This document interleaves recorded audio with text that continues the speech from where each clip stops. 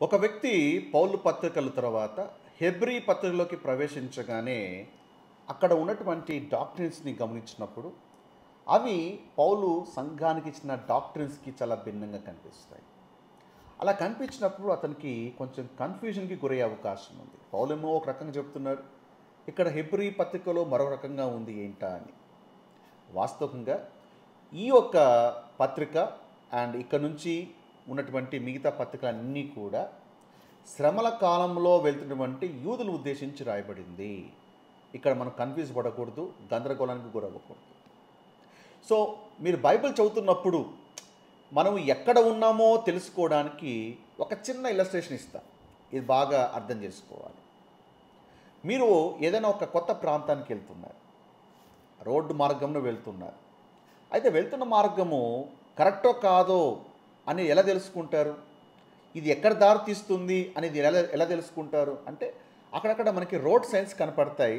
దాన్ని బట్టి అర్థమవుతుంది మనం ఎక్కడికి వెళ్తున్నాము, ఎక్కడున్నాం, ఎక్కడికి వెళ్తున్నాం. అలాగే బైబిల్ చదువుతున్నప్పుడు కూడా దేవుడు మనకి కొన్ని రోడ్ సైన్స్ పెట్టాడు బైబిల్లో. ఆ రోడ్ సైన్స్ మనకు హెల్ప్ చేస్తాయి మనం ఎక్కడ ఉన్నామో, ఎక్కడికి ఎంటర్ అవుతున్నాము అని. సో పౌలు పత్రికల తర్వాత మనం హెబ్రీ పత్రికలోకి ఎంటర్ కాగానే అక్కడ నుంచి మనకి రోడ్ సైన్స్ ఏంటో తెలుసా? ఎలాంటి రోడ్ సైన్స్ కనపడతాయో తెలుసా? 666 ఈ రోడ్ సైన్ కనపడుతుంది. అంటే ఏంటి? హెబ్రీ పత్రిక నుండి నువ్వు జర్నీ చేస్తున్నప్పుడు నువ్వు హైవే ఎక్కేస్తావు. ఈ రోడ్ ఎక్కడ దారి తీస్తుంది అంటే యాంటీ క్రైస్ట్ టెరిటరీలోకి నడిపిస్తుంది. You are entering into his territory. అర్థమైందా? అందుకే చాలా విషయాలన్నీ కూడా అంత్యక్రీస్తుకు సంబంధించిన విషయాలు, ఆ బ్యాక్గ్రౌండ్ ఒక సంఘటనలన్నీ కూడా మనకు అక్కడ కనిపిస్తాయి. ఇంకా చాలా సింపుల్ ట్రిక్ చెప్పాలి అంటే సంఘం ఎత్తబడిన తర్వాత మరలా యూదులకి అన్యులకి మధ్య మరలా ఆ మధ్య గోడ అనేది నీకు ఎప్పుడైతే కనిపిస్తుందో గుర్తుంచుకో, నీవు అంత్యక్రీస్తు ఒక హైవే ఎక్కేసావు అని అర్థం. అంటే చదువుతున్నప్పుడు మనం అప్పటికే ఎత్తబడి ఉంటాం, బట్ బైబిల్ చదువుతున్నప్పుడు మళ్ళా భేదం కనిపించింది అంటే గుర్తుపెట్టుకోవాలి, ఇది నాది కాదు. భేదం లేనంత వరకే బాడీ ఆఫ్ క్రైస్ట్. మళ్ళా వాళ్ళు వచ్చింది అంటే ఇది మనది కాదు. Okay, so as you journey from Hebrew to revolution, నీవు హైవే ఎక్కేసి వాడి టెరిటరీలోకి ఎంటర్ అవుతున్నావు. ప్రతి చాప్టరు, ప్రతి పుస్తకము ఆ దిశగా వెళ్తూ ఉంది అని అర్థం. కాబట్టి ఈ పత్రికలు మనవి కానప్పటికీ మరి ఏమి జరగబోతుందో తెలుసుకోవడం అనేది మన ధర్మం. కాబట్టి సో ఈ యొక్క పత్రికలన్నీ కూడా మనం స్టడీ చేయాలి. నా ప్రియ సహోదరులారా, ఆలోకించుడి. ఈ లోక విషయంలో దరిద్రులైన వారిని విశ్వాసమందు భాగ్యవంతులుగాను తను ప్రేమించు వారికి తాను వాగ్దానము చేసిన రాజ్యమునకు వారసులుగా ఉండుటకు దేవుడు ఏర్పరచుకునలేదా? తాను వాగ్దానము చేసిన రాజ్యమునకు. గమనించాలి. అంటే రాజ్యాన్ని దేవుడు ఎవరికి వాగ్దానం చేశాడు? బాడీ ఆఫ్ క్రైస్ట్కా, అన్యులకా? కాదు, యూదులకి. ఓకే, సో ఇక్కడ మరలా రాజ్యం అనే కాన్సెప్ట్ మళ్ళీ మనకు కనిపిస్తాము. ఈ రాజ్యం గురించే అండి బాప్తిస్మ యోహాను ప్రకటించింది. ఈ రాజ్యం గురించే యేసు ప్రభువు వారు కూడా ప్రకటించింది. ఆయన అరణ్య శోధన అయిన తర్వాత ఆయన మొట్టమొదటిగా నోరు తెరిచి ప్రకటించింది ఇదిగో ఈ రాజ్యం గురించే. అండ్ యేసు ప్రభువు వారు ఆయన మత్తయి సువార్త 6వ అధ్యాయంలో ఆయన తన శిష్యులకు నేర్పిస్తాడు, ఇలాగ ప్రార్థన చేయండి అని. ఏమని? పరలోకమున్న మా తండ్రి, నీ నామం పరిశుద్ధపరచబడునుగాక, నీ రాజ్యము వచ్చునుగాక. నీ రాజ్యం అంటే ఏ రాజ్యము? ఇదిగో 1000 ఏళ్ల పాలలో స్థాపించనై ఉన్నటువంటి ఆ రాజ్యం. ఆ రాజ్యము వచ్చునుగాక. ఈ రాజ్యం ఎవరికి వాగ్దానం చేయబడింది? యూదులకి. కాబట్టి అక్కడ ఆయన ఎవరికి పరిచయం చేస్తున్నాడు? యూదులకు పరిచయం చేస్తున్నాడు. వాళ్ళకు వాగ్దానం ఇవ్వబడింది రాజ్యం. కాబట్టి వాళ్ళకు చెప్తున్నాడు నీ రాజ్యం వచ్చునుగాక అని. ఏమండి, క్రైస్తవులుగా, బాడీ ఆఫ్ క్రైస్ట్గా మనము ఆ రాజ్యం కోసం ఎదురు చూస్తున్నామా? కాదు. Rapture, we're waiting for rapture. సంఘం ఎత్తబడుతుంది. మన కాన్సెప్ట్ అది. మనం ఒకనొక దినమున మనం ఎత్తబడతాం. We're not looking for the millennium rule, we're not looking for the throne. అది వారికి వాగ్దానం చేయబడింది. సో కాబట్టి ఓల్డ్ టెస్ట్మెంట్లో అది ప్రొఫెటిక్ పీరియడ్ అది. అయితే కొన్ని కారణాలు బట్టి ఆ ప్రోగ్రామ్ ఆగిపోయింది. నెక్స్ట్ మిస్టరీ ప్రోగ్రామ్ స్టార్ట్ అయింది. అండ్ మిస్టరీ ప్రోగ్రామ్ ఎప్పుడైతే కంప్లీట్ అవుతుందో, గ్రేస్ పీరియడ్ కంప్లీట్ అవుతుందో, అప్పుడు మళ్ళా ప్రొఫెటిక్ ప్రోగ్రామ్ అనేది మళ్ళా స్టార్ట్ అవుతుంది. ఇక్కడ యాకోబు అదే అంటాడు, తను వాగ్దానం చేసిన రాజ్యము అంటే అది మళ్ళా కంటిన్యూ అవుతుంది. ఆ ప్రోగ్రామ్ అనేది వాళ్ళు అందులో కొనసాగిపోతారు. మెట్టుకు నీవలే నీ పొరుగువాని ప్రేమించుమను లేఖనములో ఉన్నట్టి ప్రాముఖ్యమైన ఈ ఆజ్ఞను మీరు నెరవేర్చిన ఎడల బాగుగానే ప్రవర్తించువారగుదురు. ప్రాముఖ్యమైన ఈ ఆజ్ఞ, ఈ మాట గమనించాలి. ఇంగ్లీష్లో రోయల్ లా అని రాయబడి ఉంది. రోయల్ లా అంటే ఇది రాజ్యానికి సంబంధించినటువంటి ఆజ్ఞ. రాయల్ అంటే రాజ్యమేగా ఆజ్ఞ. ఇది రాజు ఇచ్చినటువంటి ఆజ్ఞ తన ప్రజలకి. ఇందుకు ఎవరి రాజు? యేసుప్రభువు వారే. ఎవరికి? యూదులకు రాజు. యూదులకు రాజుగా ఉన్నాడు కాబట్టి ఒక రాజుగా తాను స్థాపించనై ఉన్నటువంటి రాజ్యానికి కాన్స్టిట్యూషన్ ఇస్తున్నాడు. ఆ కాన్స్టిట్యూషన్ ఏంటో వివరించేదే కొండ మీద ప్రసంగం. అంటే మనకు అది కొండ మీద ప్రసంగంలా కనపడుతుంది, కానీ అది కేవలం ప్రసంగం మాత్రమే కాదు. It is a Kingdom constitution. 5వ అధ్యాయము, 6వ అధ్యాయం, 7వ అధ్యాయము కొండ మీద ప్రభు చేసినటువంటి ఆ బోధ ఏమైతే ఉందో, తాను స్థాపించినటువంటి రాజ్యంలోకి ప్రవేశించడానికి తన రాజ్యపు కాన్స్టిట్యూషన్ని తన ప్రజలకు ఇస్తూ ఉన్నాడు. అర్థమైందా? ఎవరికి? యూదులకి. అందుకే యాకోబు ఈ కొండ మీద ప్రభు చేసినటువంటి ఆ బోధల్నే తన పత్రికలో రాస్తున్నాడు. ఎందుకు? ప్రభు ఎవరికి బోధించాడు? యూదులకే. కింగ్డమ్ ప్రోగ్రామే. ఇక్కడ యాకోబు కూడా యూదులకే రాస్తున్నాడు. ఈ మాటలే తన పత్రికలో ఎత్తి చూపుతూ రాస్తున్నాడు. ఓకే, అది ఎలాగో మీకు ఎక్స్ప్లెయిన్ చేస్తాను. Let me show you few parallels between Matthew and James. యాకోబు పత్రికకు మత్తయి సువార్తకులో, అంటే ఈ కొండ మీద ప్రభు చేసేటువంటి ఆ బోధకు మధ్య ఉన్నటువంటి కొన్ని పోలికలు మీకు చూపిస్తాను. చూడండి, 5వ అధ్యాయంలో ప్రభు ఏమన్నాడు? దీనులైన వారు ధన్యులు, పరలోక రాజ్యము వారిది అని చెప్పాడా? అంటే ఎవరితో మాట్లాడుతున్నాడు? యూదులతో మాట్లాడుతున్నాడు. ఇక్కడ యాకోబు 2వ అధ్యాయం 5వ వచనంలో కూడా దరిద్రులైన వారిని విశ్వాసమందు భాగ్యవంతులుగాను తను ప్రేమించు వారికి తాను వాగ్దానం చేసిన రాజ్యములకు వారసులు. యేసు ఏమంటున్నాడు? దీనులైన వారు ధన్యులు, పరలోక రాజ్యము వారిది. ఇక్కడ ఏమంటున్నాడు యాకోబు? అలాంటి వారిదే రాజ్యం, వాళ్ళ రాజ్య వారసులు. సేమ్ ప్రభు చెప్పేటువంటి మాటనే యాకోబు రాస్తున్నాడు. 2వ చూడండి, యేసు ప్రభువారు ఏమన్నారు? దుఃఖపడువారు ధన్యులు, వారు ఓదార్చబడతారు. యాకోబు అదే రాస్తున్నాడు. ఏమని? వ్యాకులపడి దుఃఖపడి ఏడుడి, మీ నవ్వు దుఃఖమునకు మీ ఆనందమును చింతకు మార్చుకునండి, ప్రభు దృష్టికి మిమ్మల్ని మీరు తగ్గించుకొనుడి, అప్పుడు ఆయన మిమ్మల్ని హెచ్చించును. దుఃఖ గురించి ఆయన కూడా రాస్తూ ఉన్నాడు. అండ్ కనికరం గలవారు ధన్యులు, వారు కనికరము పొందుదురు.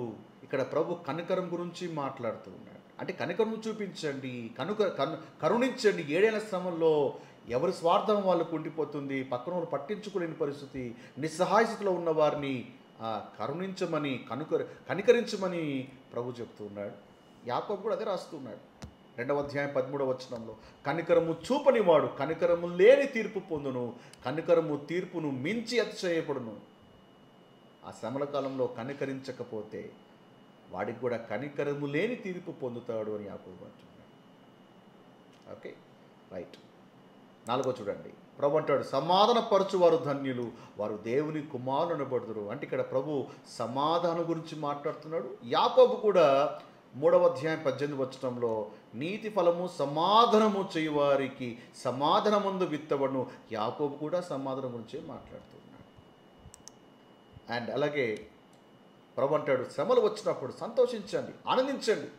మత్తయి సువార్త 5వ అధ్యాయం 11, 12 సంతోషించండి, ఆనందించండి, పరలోకమందు మీ ఫలము అధికమవుతుంది. ఎందుకు?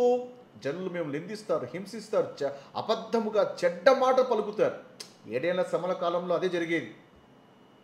అర్థమైందా?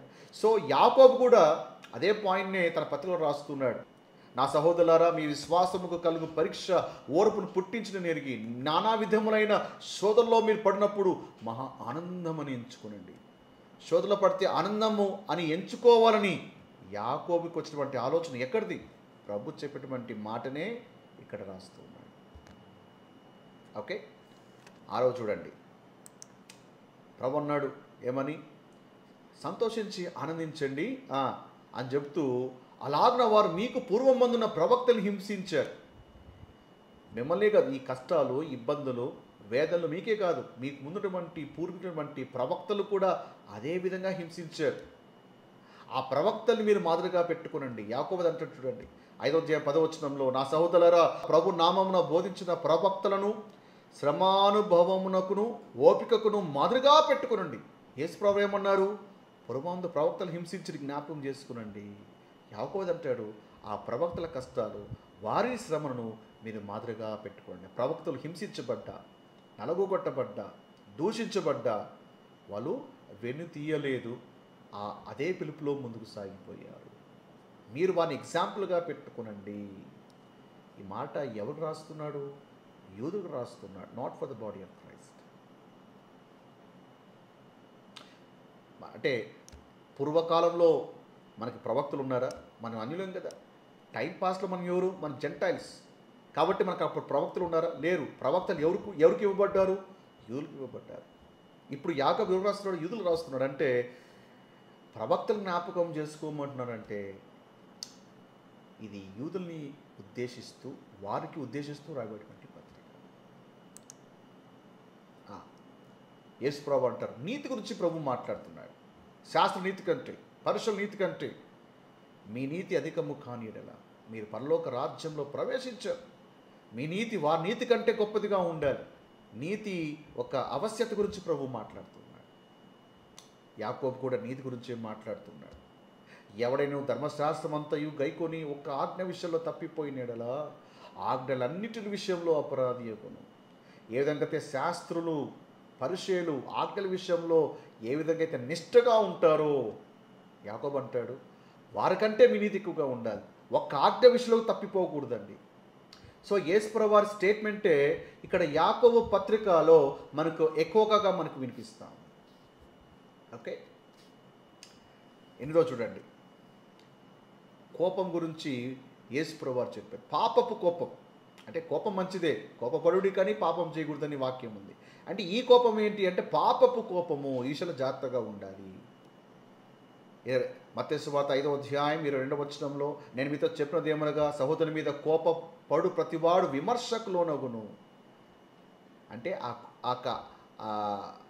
పాపపు కోపము, అవినీతి కోపం అనేది మంచిది కాదు అని యాకోబు కూడా కోపం గురించి రాస్తున్నాడు. ఎందుకనగా నరుని కోపము దేవుని నీతిని నెరవేర్చదు. చూసారా ఎన్ని సిమిలారిటీస్ ఉన్నాయి చూడండి. యేసు ప్రభువు వారు ఒట్టు పెట్టుకోవడం గురించి రాశాడు. అర్థమైంది. మత్తయి సువార్త 5:33-37 ఒట్టు పెట్టుకోట గురించి అక్కడ రాయబడి ఉంది. ఏమని?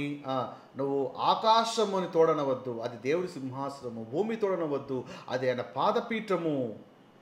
అర్థమైందా? యాకోబు కూడా అదే రాస్తూ ఉన్నాడు. 5:12 నా సహోదర ముఖ్యమైన సంగతి ఇదనగా ఆకాశము తోడని, భూమి తోడని కానీ మరి దేని తోడని కానీ ఒట్టు పెట్టుకొనవద్దండి. తీర్పు పాలు కాకున్నట్లుగా అవునంటే అవును, కాదంటే కాదు. ఇది ఎవరి మాట? ప్రభు చెప్పిన మాటేగా. అది కొండ మీద ప్రసంగమేగా.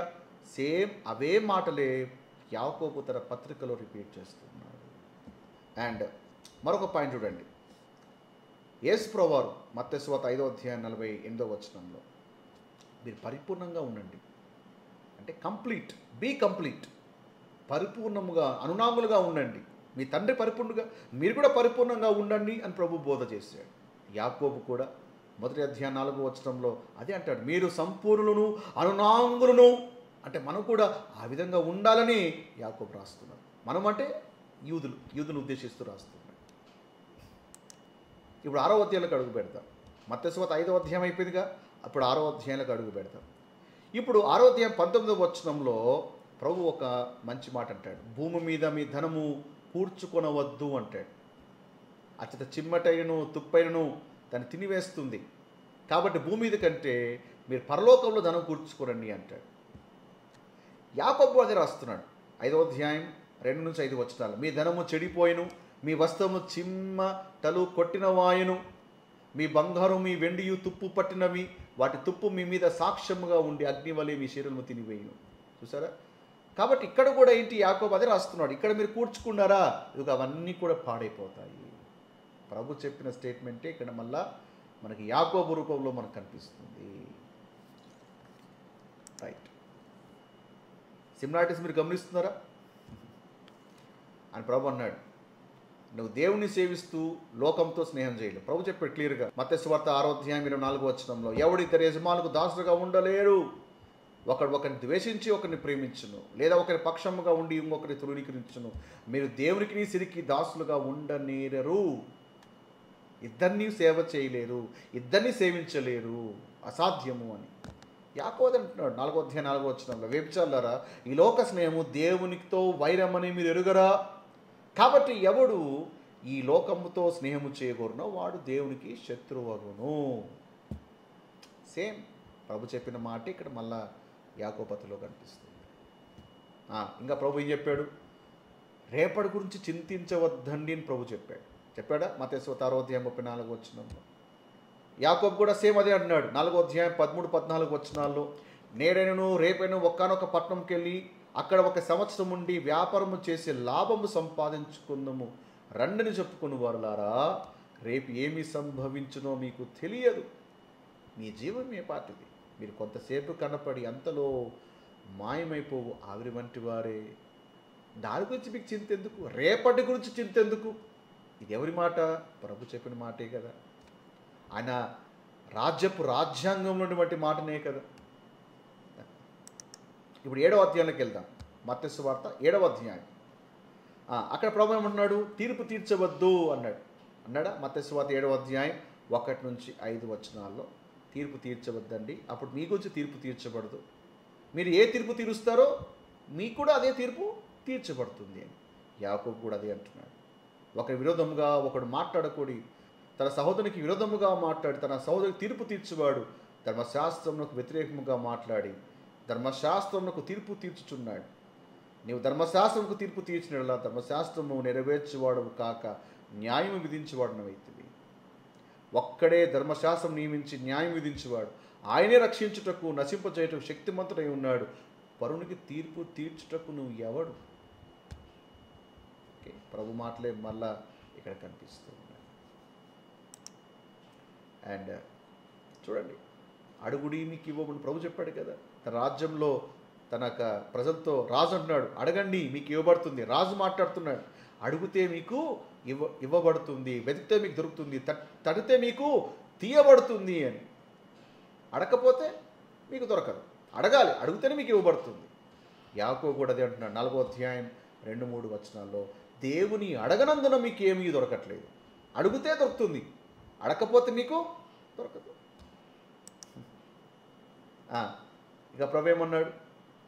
మీకు ఏ ఈవులు కావాలన్నా తండ్రిని అడగండి, ఆ మంచి తండ్రి మీకు ఏ ఈవులు కావాలన్నా ఇస్తాడు. మత్తయి సువార్త 7వ అధ్యాయం 7-11 ఆయన మరి మంచి ఈవులు ఇచ్చేవాడు. ఒక భూలోకపు తండ్రి తాను చెడ్డవాడైనా తన పిల్లలకి ఎలాగైతే మంచి ఈవులనే ఇస్తాడో, అలాగే దేవుడు కూడా తన అడుగువారికి మంచి ఈవులనే ఇస్తాడు. ఇదే మాట యాకోబు 1వ అధ్యాయం 5వ వచనంలోనూ 17వ వచనంలో అంటున్నాడు. ఏమని? అతను దేవుని అడగాలి, అడిగితే ఏం చేస్తాడు? 17వ వచనంలో శ్రేష్టమైన ప్రతి ఈవియు సంపూర్ణమైన ప్రతి వరమును ఎక్కడి నుంచి వస్తాయి? ఆయన నుంచి వస్తాయి, ఆయన అనుగ్రహిస్తాడు. అడిగితే శ్రేష్టమైన ప్రతి ఈవి కూడా వస్తుంది, వరం వస్తుంది, అక్కడి నుంచి వస్తాయి. సో యాకోబు పత్రికలో ఉన్న ప్రతి మాట కూడా యేసు ప్రభు వారు కొండ మీద చెప్పేటువంటి మాటలే ఇక్కడ రిఫ్లెక్షన్గా కనపడుతున్నాయి. అండ్ ప్రభు ఏమన్నా చూడండి, వారి ఫలముల వల్ల మీరు వారిని తెలుసుకొందురు. అందరు నమ్మద్దండి, వాళ్ళ క్రియలు చూడండి, వాళ్ళ చేష్టలు చూడండి. ముళ్ళ పొదలలో ద్రాక్ష పండ్లైనను పల్లేరు చెట్లను అంజూరపు పండ్లైనను కోయుదురా. యాకోబు అదే అంటున్నాడు 3:12 నా సహోదరా, అంజూరపు చెట్టును ఒలివ పండ్లైనను ద్రాక్ష తీగను అంజూరపు పండ్లను కాయునా. చూడ, సేమ్ స్టేట్మెంట్ ప్రభు చెప్పేటువంటి మాటలే ఇక్కడ యాకోబు కూడా చెప్తున్నాడు.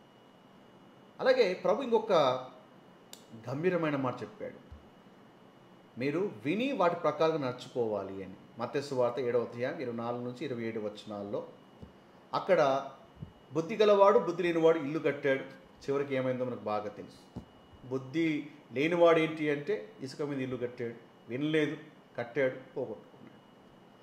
అదే యాకోబు అన్నాడు ఇక్కడ 1వ అధ్యాయం 22 మీరు వినువారు మాత్రమై ఉండి మిమ్మల్ని మీరు మోసపుచ్చుకొనకుండా వాక్య ప్రకారముగా ప్రవర్తించువారే ఉండండి. సో వాక్య ప్రకారంగా విని ఆ ప్రకారంగా నడుచుకున్నవాడు బండ మీద ఇల్లు కట్టిన వాని పోలి ఉంటాడు. యాకోబు అంటాడు వాక్య ప్రకారంగా ప్రవర్తించండి. సో చూసారా, మత్తయి 5వ అధ్యాయము 6వ అధ్యాయం 7వ అధ్యాయం ఈ 3 అధ్యాయాలు ఏంటంటే రాజు తన పరిచర్య ప్రారంభములోనే తన రాజ్యానికి సంబంధించిన కాన్స్టిట్యూషన్ని తన ప్రజలకు ఇస్తూ ఉన్నాడు. ముఖ్యంగా శ్రమల కాలంలో వెళ్తూ ఉన్న వారికి ఏమండి దేవుడిచ్చేటువంటి సూచనలు, సలహాలు, ఆజ్ఞలు ఇవన్నీ కూడా. సో అందుకే బైబిల్ని మనము వారి కోణంలో చూడాలి. టైం పాస్లో ఉన్నప్పుడు మన యూదుల కోణంలో చదవాలి, పట్నంలో ఉన్నప్పుడు మన కోణంలో చదవాలి. అర్థమైందా?